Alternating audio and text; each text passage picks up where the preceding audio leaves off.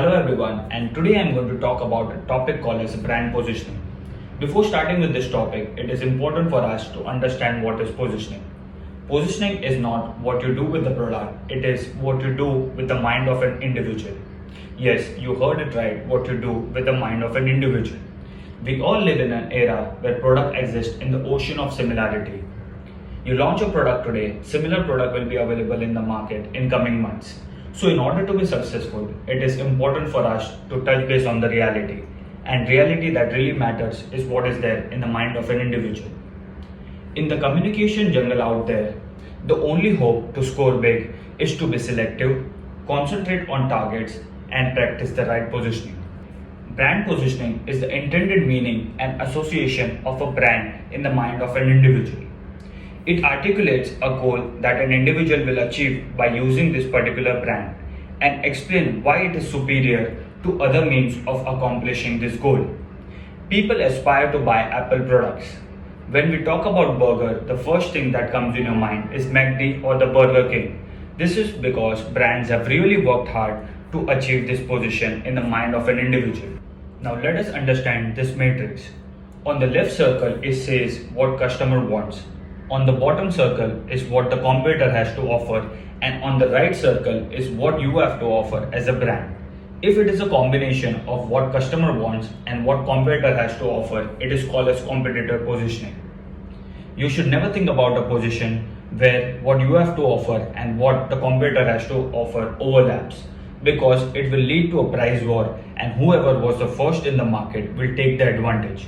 We have also realized that it is really difficult to register or to get the position in the mind of an individual.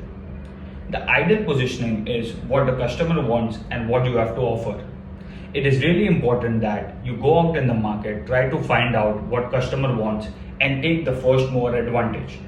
Research says that the brand which is first in the market get 3 times more registration in the mind of an individual. Now let us look at the approach for positioning. Step 1 is the target market analysis. The first thing that you have to do in this is segment the potential market. You cannot cater to the entire market, so it is important that you segment the market, then identify the need of the segmented market. All the needs may not be stated. Some needs may be latent or not realized. The needs can also be physical or mental. It is important that you try to capture as much as possible so that you get a better outcome. To step 2, which is a competitor analysis. The first thing that you have to do is analyze the positioning of the competitor. Also try to identify which segment or the needs they are trying to cater. Are they catering their needs successfully, or is there any gap area? With this, you will come to know or get an idea where you can position your product. The last thing that you have to do is identify whether there is a vacant segment or unfulfilled needs in the market. To the step 3, which is company analysis. Here, first of all, we have seen that in competitor analysis, the last thing was to identify the unfulfilled market. Once you have identified the unfulfilled needs or the market, then we have to ask the question that do we have the competency to serve the unfulfilled needs of the customer? Second thing is, does it align to the overall or the larger picture of the company? Can we profitably make a product that is able to create the customer delight? And at the end, we have to realize that will that product will have some distinct competitive advantage. Based on that, you can define the product that you have to launch and the positioning that you have to keep in the mind of an individual. To the fourth step, which is defining the point of parity and point of differentiation. First, we will start with the point of parity. There are certain areas that needs to have a parity with the competitor. There are 2 things that you have to keep in mind over here is category POP, which is a category point of parity, and the competitor point of parity. Certain category demands certain basic features that are must have to irrespective of any of the competitor. So you have to identify that are there any features which are must have and common across everyone. This comes in the part of point of parity.